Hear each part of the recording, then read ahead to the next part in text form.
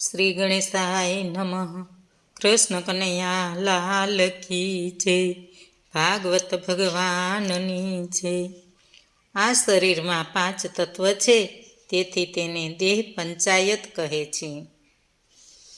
બ્રાહ્મણોએ સ્તુતિ પ્રાર્થના કરી, અમે સત્કર્મથી ભ્રષ્ટ થઈ હોવા છતાં આપના દર્શન અભિલાષી છીએ. અમારા પર પ્રસન્ન થઈ કૃપા વરસાવો. અમારા યજ્ઞનો ઉદ્ધાર કરો. તમારા નામનું કીર્તન કરતાની સાથે અમારા યજ્ઞના વિઘ્નો દૂર કરો. અમે તમને પ્રણામ કરીએ છીએ. આ કથામાં ઉપાસનાની ચર્ચા આવેલી છે. સગુણ ઉપાસનામાં પૂજાને મહત્વનું સ્થાન છે. જ્યોતિ યજ્ઞની ઉપાસના છે. નિર્ગુણ ઉપાસના છે. એમાં સંસારી જીવોને પ્રભુના દર્શનની ઝાંખી થાય છે. આ બંને ક્રિયાઓને લઈ મન પ્રસન્ન થાય છે. પછી યજ્ઞ નારાયણ બોલ્યા, હું જગતનું કારણ છું, હું જ બ્રહ્મા છું અને શંકર છું. ત્રિગુણ માયાના આશ્રયે શંકરમાં ભેદ રાખનાર અજ્ઞાની છે. પછી દક્ષે યજ્ઞ નારાયણ અને મહાદેવ શંકરનું પૂજન અર્ચન કર્યું. સર્વને યજ્ઞભાગ સમર્પિત કર્યો. આમ દક્ષ પ્રજાપતિના યજ્ઞની પૂર્ણાહુતિ થઈ અને બધા પોતપોતાના મથકે ગયા. શરીરમાં 5 તત્વ છે, તેથી તેને દેહ પંચાયત કહે છે. શરીરના 5 તત્વોમાં 5 દેવો રહેલા છે. પૃથ્વીમાં ગણપતિ છે, તે દરેક પ્રકારના વિઘ્નો દૂર કરે છે. જળમાં શિવ તત્વ છે, એટલે તેની ઉપાસના કરવાથી જ્ઞાનનો પ્રકાશ વધે છે. તેજ સૂર્યમાં છે, એટલે સૂર્યની ઉપાસના કરવી જોઈએ. તેથી શરીરની તંદુરસ્તી સારી રહે છે. વાયુ એ દેવી છે, એથી દેવી પૂજા કરવી જોઈએ. એથી દાન મળે છે. આકાશ વિષ્ણુ છે, એની ઉપાસનાથી સમભાવ જાગે છે. દક્ષ પ્રજાપતિ આ છેલ્લું પગથિયું ચૂક્યા, એટલે તેમનું કલ્યાણ ન થયું. એક સમયે મૃદગલ ઋષિએ યજ્ઞ કર્યો. આ યજ્ઞ ભૂમિમાં એકદા એક નોળિયો આવ્યો અને આડોટવા લાગ્યો. એથી એનું અડધું શરીર સોનાનું થઈ ગયું. બાકીનું અડધું શરીર સોનાનું થાય એ હેતુથી નોળિયો યુધિષ્ઠિરના યજ્ઞમાં આવ્યો અને અનુમતિ લઈને યજ્ઞભૂમિમાં આડટવા લાગ્યો. તેથી એનું બાકીનું શરીર સોનાનું થઈ ગયું. હવે કેટલાક મંત્ર આપું છું. ઓમ નમઃ શિવાય. ઓમકારનો ધ્વનિ વાતાવરણને પવિત્ર કરે છે. મહાદેવજીનો ત્રંબક્ય મંત્ર. ઓમ ત્રંબકે યજામહે સુગંધિ પુષ્ટિવર્ધનમ ઉર્વારુક્મિ બંધનમ મૃત્યુમોક્ષીમામૃતાન. આ ત્રંબક્યના મંત્રમાં પેલું ઓમ ત્રંબક્ય યજામહે સુગંધિ પુષ્ટિવર્ધનમ, બીજું ઉર્વારુક્મિ બંધનમ મૃત્યુમોક્ષીમામૃતાન, ત્રીજું મામૃતાંત. આ 3 વાક્ય સમાયેલા છે. આ મંત્રનો જાપ કરવાથી મૃત્યુનો ભય ટળે છે અને અદીઠ ભય રહેતો નથી. આ મંત્રનો આધ્યાત્મિક અર્થ એ છે કે હે ત્રંબક્ય, સર્વત્ર સુગંધની પેઠે રહેલા સર્વને પુષ્પક કરનાર અમે તમારું યજન કરીએ છીએ. જે રીતે કાકડીનું ફળ પરિપક્વ થાય છે ત્યારે વેલના બંધનમાંથી સ્વયં પોતાને મેળે છૂટું પડી જાય છે, એ રીતે અમને મૃત્યુથી બચાવી લ્યો અને અમૃત તત્વ સુધી પહોંચાડી દ્યો. હવે મુનિ માર્કંડેયની કથા શરૂ થાય છે. આ મુનિએ મહામૃત્યુંજય મંત્રના જપ કર્યા હતા અને મહાદેવજીનું રક્ષણ મેળવ્યું હતું. માર્કંડેય ઋષિ પિતા મુકુંદ અને માતા મનસ્વીની હતી. પુત્રની ઈચ્છાથી એમણે મહાદેવજીની ઉપાસના કરી હતી. મુકુંદ મુનિવરના તપથી પ્રસન્ન થઈને મહાદેવજીએ તેમને દર્શન દીધા. પુત્ર પ્રાપ્તિનું વરદાન આપ્યું હતું અને કહ્યું, તમારે કેવો પુત્ર જોઈએ છે? મૂર્ખ અને દીર્ઘાયુવાળો કે અલ્પાયુષી પણ સર્વત્ર પુત્ર જોઈએ છે. મનસ્વીની બોલી કે એનું રક્ષણ કરનાર તમે જ છો, માટે મને સર્વજ્ઞ જ્ઞાતા પુત્ર આપો. ભગવાનની કૃપાથી એને ત્યાં પુત્રનો જન્મ થયો અને એનું નામ માર્કંડેય રાખવામાં આવ્યું. મુકુંદ મુનિ જાણતા હતા કે પુત્ર અલ્પાયુ છે. 5મા વર્ષે ઉપનયન સંસ્કાર કર્યા અને વિદ્યા પ્રાપ્તિ માટે ગુરુને ઘેર મોકલ્યો. ગુરુજી ઉપમન્યુ પાસેથી થોડા જ વખતમાં વિદ્યા ગ્રહણ કરી અને ગુરુજીએ પ્રસન્ન થઈને માર્કંડેયને તેના પિતાને સુપ્રત કર્યો. ગુરુએ મુકુંદ મુનિને કહ્યું કે જો તમારી ઈચ્છા હોય અને તમારા પુત્રનો આવડદા વધારવો હોય, મૃત્યુના મુખમાંથી ઉગારવો હોય, તો મહાદેવ શંકરને મહામંત્ર હું તમને આપું છું, તે કરો. મુકુંદ મુનિએ પુત્રને ગુરુ પાસે ફરી મોકલ્યો. ગુરુજીના આશ્રમમાં પાસે મહાદેવજીનું મંદિર હતું. તેમાં શિવલિંગ હતું. ગુરુજી પોતાના શિષ્યને લઈ શિવલિંગ પાસે ગયા અને મૃત્યુંજયના અખંડ જપ કરવા લાગ્યા. મૃત્યુંજય મહાદેવ ત્રાહી મામ શરણાગતમ, જન્મ મૃત્યુ જરા વ્યાધિ પીડિતમ કર્મ બંધનમ. હે મૃત્યુંજય મહાદેવ, મારા પૂર્વજન્મમાં કર્મ બંધનને લઈ જન્મ મરણ ઘડપણ અને વ્યાધિ રોગથી પીડાયેલો એવો હું આપના આશ્રયે આવ્યો છું. મારું રક્ષણ કરો, મને મૃત્યુના મુખમાંથી બચાવો અને જીવન દાન કરો. યમરાજના ચોપડે માર્કંડેયનો આવરદા પૂરો થવા આવ્યો હતો, એટલે યમરાજે પોતાના સેવકોને મોકલ્યા. પરંતુ માર્કંડેય મહાદેવના મંદિરના શિવલિંગ પાસે બેઠા હતા અને જપ કરતા હતા. યમરાજના ગણો મંદિરમાં પ્રવેશ કરી શક્યા નહીં. માર્કંડેય જપ કરતા જ રહ્યા. યમરાજના ગણો પાછા ફર્યા. યમરાજ વિરાટ સ્વરૂપ લઈને ત્યાં આવી પહોંચ્યો, પરંતુ ભયવશ માર્કંડેયે શિવલિંગને ભેટી પડ્યા. મહાદેવજીના લિંગ પર તેને મૂર્છા આવી ગઈ. તરત જ લિંગમાંથી મહાદેવ પ્રગટ થયા અને યમરાજ સામે ત્રિશૂલ લઈને આવ્યા. યમરાજ પાછા હટી ગયા અને ક્ષમા યાચના કરવા લાગ્યા. મૂર્છામાંથી જાગૃત થયા પછી માર્કંડેય ત્યાં બધા દેવોને જોયા. આશ્રમમાંથી ગુરુજી તત્કાલ આવી પહોંચ્યા. માર્કંડેયના માતા પિતા પણ આવી પહોંચ્યા. મહાદેવજીએ કહ્યું કે ગુરુની કૃપાને લઈ આ બાળકે ભક્તિ કરીને મારું બળ મેળવ્યું છે. મારી કૃપાથી આ બાળકને કલ્પો સુધીનું લાંબુ આયુષ્ય ભોગવશે, ધર્મ કાર્યમાં રત રહેશે. વરદાન આપીને મહાદેવ અદૃશ્ય થઈ ગયા. બધા દેવો પણ ત્યાંથી પોતપોતાના યથાસ્થાનકમાં ચાલ્યા ગયા. મહાદેવજીની કથા મૈત્રેય ઋષિએ વિદુરજી સમક્ષ સંભળાવી. સ્વયંભૂ મનુની 3 પુત્રીઓની કથા આ પ્રમાણે છે. પહેલી 2 છોકરીઓનો વંશવેલો લાંબો ચાલ્યો નહીં, પરંતુ આ ત્રીજી છોકરીનો વંશવેલો મહાદેવની કૃપાથી લાંબો ચાલ્યો. મહાદેવ શંકરના 2 કામ, તપ અને સમાધિ છે.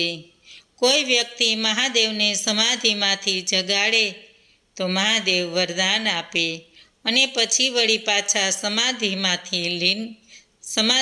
લીન થઈ જાય છે. મહાદેવ વરદાન આપે અને પછી વળી પાછા સર્વમાં સંભાવ રાખીને વર્તન કરનારમાં મનમાં પ્રવેશ કરતો નથી. વિકાર અને વિષય વાસનાથી દૂર રહેવાનો આ શ્રેષ્ઠ ઇલાજ છે. વિકાર અને વિષય વાસનાનો નાશ કરો. દક્ષ પ્રજાપતિએ સદભાવનાને ન રાખ્યો, એટલે તેને સહન કરવું પડ્યું. દક્ષ પ્રજાપતિએ યજ્ઞ કાર્ય દરમિયાન મહાદેવ પ્રતિ દુર્ભાવ રાગદેશ રાખ્યો અને તેમને સ્થાન આપ્યું નહીં, તેથી તેનું ધર્મ કાર્ય સફળ થયું નહીં. મહાદેવની આ કથા મનુષ્યના પાપોને બાળનારી જ કથા છે. આ કથાનો મુખ્ય હેતુ મનુષ્ય માત્રે પોતાની ઇન્દ્રિયોને વશમાં રાખી ભગવાનની ભક્તિમાં લીન રહેવાનો છે. હવે ધ્રુવજીની કથા આવે છે. ઉતાનપાદની આ કથા જીવ માત્રની કથા છે. મહારાજા મનુના બે પુત્રો પ્રિયવ્રત અને ઉતાનપાદ હતા. ઉતાનપાદ રાજા થયા. એને બે રાણીઓ હતી. એક સુનીતિ અને બીજી સુરુચિ હતી. સુનીતિ અણમાનીતી અને સુરુચિ માનીતી હતી. સુરુચિના પુત્રનું નામ ઉત્તમ હતું અને સુનીતિના પુત્રનું નામ ધ્રુવ હતું. ઉતાનપાદનો અર્થ થાય છે છીછરું આચરણ. છીછરાને બહુ વિચાર કરવાનું હોય નહીં. ધર્મના આચરણમાં પણ આવા છીછરા વિચારોવાળા લોકો હોય છે. રોજ રોજ પૂજાપાઠ કરવાથી શું વાર તહેવારે કરીએ તો ચાલે. શ્રાવણ માસ આવે એટલે મહાદેવજીને પાણીનો લોટો ચડાવવાને, ભાદરવો મહિનો આવે એટલે પિતૃઓને તૃપ્ત કરવાને શ્રાદ્ધ કરવાનું હોય અને આસો મહિનો આવે એટલે માતાજીની માટલી માંડવીની અને ગરબા ગાવાનું હોય. આ લોકો આમ વિચારે અને કામ કરે. ઉતાનપાદની રાણીઓ સુરુચિ અને સુનીતિ છે. સુરુચિમાં સૌંદર્ય છે પણ સદ્ગુણ નથી. સુંદરતામાં ભલભલા ડૂબે. રાજા ઉતાનપાદ પણ સુરુચિના સૌંદર્ય પાછળ ઘેલા થયા. માણસ ઈચ્છાઓ પૂર્ણ કરવા બધું કરે છે. ધર્મ અને નીતિએ નેવે મૂકે છે. સુનીતિમાં ધર્મ અને નીતિ બંને છે. નીતિ ધર્મને છોડે નહીં અને વિષય રંગરાગમાં ખેંચાય નહીં. સદાચાર અને સંયમનું જીવન જીવવાનું માણસને સહેજે ગમતું નથી. સુરુચિના દાસ ભક્તિ ન કરી શકે.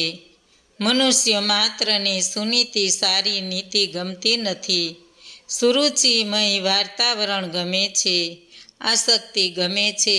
આસક્તિ ઘણું બધું ખોટું ખરું કરાવે છે. મનમાં મનોરથ પૂરા કરવા માટે આસક્તિ ઘણું કરાવે છે. એટલે સુધી કે નીતિને પણ નેવે મૂકે છે. મનુષ્ય માત્રને સદાચાર અને સંયમ ગમતા નથી. સુરુચિને અનુસરીને મનુષ્ય ચાલે તો સંયમ પાળી શકે નહીં, ભક્તિ કરી શકે નહીં. ઉતાનપાદની આ કથા સામાન્ય માનવીની જ જીવનગાથા છે. એક દિવસ મહારાજ ઉતાનપાદ સુરુચિના પુત્ર ઉત્તમને ખોળામાં બેસાડીને રમાડતા હતા. એટલામાં ત્યાં ધ્રુવ આવી પહોંચ્યો. તેણે પણ પિતાના ખોળામાં બેસવાનું મન થયું. તે પિતા પાસે ગયો. રાણી સુરુચિ પાસે બેઠેલા હતા એટલે ધ્રુવને ખોળામાં બેસાડ્યો નહીં. ધ્રુવ જાતે પિતાના ખોળામાં બેસવા ગયો. સુરુચિને આ જોયું અને તે બોલી ઉઠી, રાજાના ખોળામાં બેસવા જેટલી તારી લાયકાત નથી. જા વનમાં જઈને તપ કર. નવો જન્મ લઈ મારા પેટે લે તો તને ખોળામાં બેસવાનું મળશે. ધ્રુવને લાગી આવ્યું તે રાજાની માનીતી રાણીનો પુત્ર ન હતો. ધ્રુવના દિલને આઘાત લાગ્યો. પિતાની સામે જોયું પણ નહીં. નાના બાળકોના જીવનમાં આવું રોજબરોજ બનતું હોય છે. તેમાં પણ એના જીવનમાં ભક્તિમય પલટો આવવાનો હોય છે. ત્યાં તો હંમેશા આવું જ બને છે. ધ્રુવજીએ પૂર્વજન્મમાં અનેક પ્રકારે ભક્તિ કરી હતી, પરંતુ પ્રભુનો સાક્ષાત કરી શક્યા ન હતા. પ્રભુ ભક્તિના પ્રતાપે રાજકુમાર તરીકે જન્મ તો થયો, પરંતુ રાજકુમાર તરીકે જન્મીને ધ્રુવ મોજ શોખ વૈભવ અને વિલાસમાં ડૂબી ન જાય એટલા માટે ભગવાને સ્વયં તેને અણમાનીતી રાણીના પુત્ર તરીકેનો જન્મ આપ્યો. પ્રભુના નામનો અહાલેખ જગાડવા માટે આવા ધ્રુવજી સમા બાળકના જીવનમાં પ્રભુ ઠેસ મારે છે. ભક્તજનો પર ઉપકાર કરવા માટે ભગવાન ભક્તજનના દિલને આઘાત લગાડે છે. ભગવાનની ઈચ્છા વગર આ જગતમાં એક પાન પણ ફરકતું નથી. ધ્રુવ માતા પાસે આવ્યો. આંખમાં અપમાનના આંસુ છે. આ બાળકને ખોળામાં લઈ લે છે અને ધીમે ધીમે સાંત્વન આપતા શું થયું છે તેની વાત હળવે હળવે કઢાવે છે. સુનીતિના દિલને બહુ દુઃખ થયું. તે મનમાં દુઃખને સમાવીને બોલી, બેટા, તારી માએ તને જે કહ્યું છે તે બરાબર છે. માટે તું વનમાં જા, પ્રભુના આરાધન કર. એકાંતની ભક્તિ પ્રભુને વહાલી છે. માટે તું અન્ય વિચાર છોડી એક દિલથી પ્રભુની ભક્તિ કર. સુનીતિએ પોતાના પુત્ર ધ્રુવને નાનપણથી જ સદભાવનું શિક્ષણ આપ્યું હતું. એટલે તેને પોતાના પુત્રમાં બાળકૃષ્ણની ઝાંખી જોઈ. આથી માનું દિલ શાંત થયું. બાળક તો નિર્દોષ હોય છે અને તે જેવું જુએ છે તેવું વર્તન કરે છે અને જેવું સાંભળે છે તેવું બોલે છે. નિખાલસ મનમાં બાળક ઘરની જ વાણી બોલે છે. જગતગુરુ શંકરાચાર્ય મંડન મિશ્ર સાથે શાસ્ત્રાર્થ કરવા માટે નર્મદા નદીના કિનારે આવેલા મહસ્મતી નગરીમાં આવ્યા. પ્રથમ નર્મદામાં સ્નાન કર્યું. પછી ગામની પનિહારીઓ સામે મળી. શંકરાચાર્યે તેમને પૂછ્યું, મંડળ મિશ્રનું ઘર ક્યાં આવ્યું? ત્યારે ગામની પનિહારીઓએ સુંદર વિચાર ગીરામાં જવાબ આપ્યો કે જેના આંગણામાં પિંજરામાં પુરાયેલ મેના અને પોપટ વેદવાણી ઉચ્ચારે છે તે મંડન મિશ્રનું ઘર છે. સંસ્કારના પાયા પર બાળકોનું ભાવિ જીવન ઘડાય છે. ધ્રુવ માતાની અનુજ્ઞા મેળવી ચાલ્યો. ભય રહિત થઈને વનને માર્ગે આગળ ધપ્યે જાય છે. રસ્તામાં નારદજી મળ્યા. નારદજીને દયા આવી. બાળક ધ્રુવને નીચું જોઈને જતો જોયો. ધ્રુવજીએ ઊંચે જોયું. નારદજીને જોયા. નારદજીએ પૂછ્યું, તું ક્યાં જાય છે? ધ્રુવજી કહે છે, હું વનમાં જાઉં છું. ભગવાનના દર્શન કરવા જાઉં છું. મારી માતાએ મને કહ્યું છે કે તારા સાચા પિતા નારાયણ છે. માટે હું નારાયણ પાસે જાઉં છું. નારદજી ધ્રુવનો વિચાર જાણીને તેની પરીક્ષા કરે છે અને પછી ઉપદેશ આપે છે. બાળપણ રમવા માટે છે. તું તો હજી બાળક છે. પ્રભુને પ્રસન્ન કરવા બહુ અઘરા છે અને તે પણ એક સાધારણ માણસને માટે તો ખરેખર અઘરું છે. મહર્ષિઓ જન્મ જન્મથી પ્રભુનું આરાધન કરે છે. તેને પણ ભગવાનની ઝાંખી થતી નથી. પ્રભુના દર્શન થતા નથી. તું તો હજી બાળક છે. માટે જીવનમાં સુખ વૈભવ ભોગવીને ઘડપણમાં વનમાં જજે. ધ્રુવે કહ્યું, જે ઘરમાં મારું માન જળવાતું નથી તે ઘરમાં મારે રહેવું નથી. મારે પિતાની ગાદી પર બેસવું નથી. એની મને કામનાય નથી. પરમાત્માના દર્શન કરવા છે. તમે મારે મન ગુરુ છો. મને ઈશ્વર દર્શનનો માર્ગ બતાવો. માએ શિખામણ આપેલી કે રસ્તામાં સાધુ સંત મળે તો તેમને વંદન કરવા. માન અપમાન તો પોતાના કર્મોને લઈને સર્વ કોઈને મળે છે. પરંતુ ડાહ્યા માણસો તો દેવયોગે જે કાંઈ કરે છે તે બધું સહન કરી લે છે. નારદજી કહે છે, જે માણસ પોતાનું કલ્યાણ કરવા માગે છે અને ધર્મ, અર્થ, કામ અને મોક્ષ મેળવીને જેને કામના છે તેને માટે ઈશ્વરના શરણમાં જવું એ જ એક સુંદર સુલભ સાધન છે. તું મધુવનમાં જા. અહીં તપ કરતા ધ્રુવજીને ઈશ્વરના દર્શન થાય છે. ભાગવતમાં 5 જગાઓ છે. પરમાત્માના અખંડ સ્વરૂપમાં બિરાજમાન હોય છે. મધુવન, શ્રીરંગમાં, દ્વારિકામાં, પુલહ ઋષિના આશ્રમમાં અને વૃંદાવનમાં અખંડ રૂપે બિરાજે છે. તારો બ્રહ્મ સંબંધ યમુનાજી કરી આપશે. બેટા તારું કલ્યાણ થશે. યમુના કિનારે આવેલા મધુવનમાં જા. શ્રી હરિ ત્યાં નિત્ય નિવાસ કરે છે.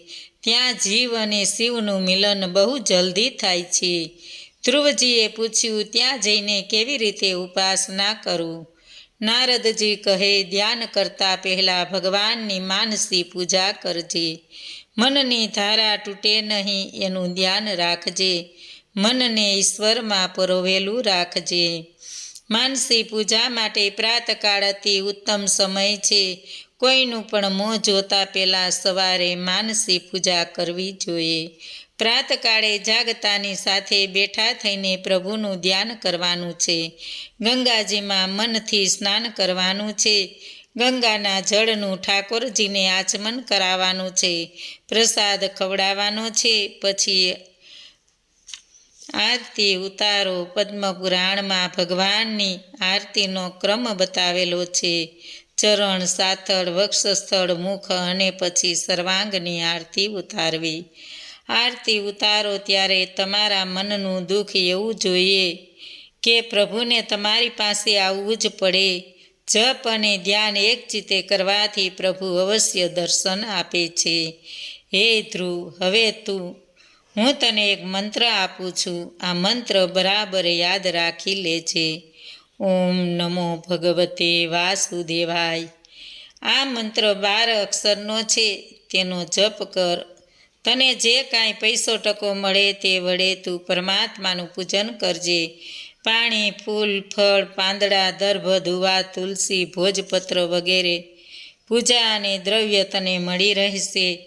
મૂર્તિની જરૂર નથી. પ્રભુ તને જરૂર દર્શન દેશે. નારદજી ગુરુ બન્યા છે. ભક્તિનો વિધિ બતાવ્યો. મંત્ર બરાબર મોઢે કરાવ્યો. આશીર્વાદ આપ્યા. ધ્રુવે ગુરુદેવ નારદજીની પ્રદક્ષિણા કરી અને મંત્ર જપ કરતાં કરતાં ધ્રુવ મધુવન દિશામાં ચાલ્યા. બોલો કૃષ્ણ કનૈયા લાલ કી જય. પૂર્ણ પુરુષોત્તમ ભગવાનની જય. ભાગવત ભગવાનની જય. આજનું ભાવપુષ્પ શ્રી કૃષ્ણ અર્પણમ.